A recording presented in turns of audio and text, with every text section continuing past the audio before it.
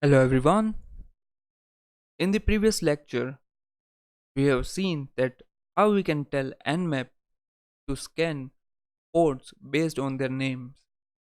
Now in this lecture, I will be showing you that how we can tell Nmap to scan ports of different protocols, that is UDP and TCP protocols. So let me show you the command, that is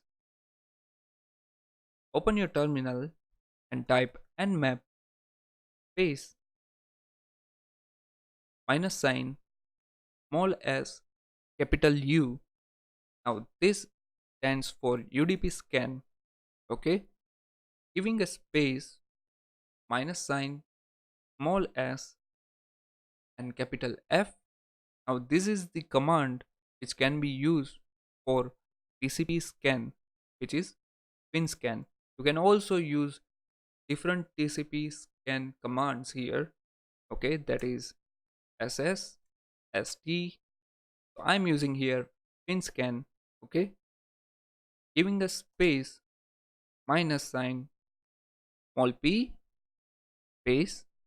Now we will be specifying the port numbers of two different protocols, that is UDP and TCP. So for the UDP, you have to give a capital U colon and the UDP port number you want to scan. Suppose it is 553. Okay, and separating it with a comma sign. Now we will be giving the TCP port by specifying capital T, comma, and the port number, that is 443. Okay, space the target IP.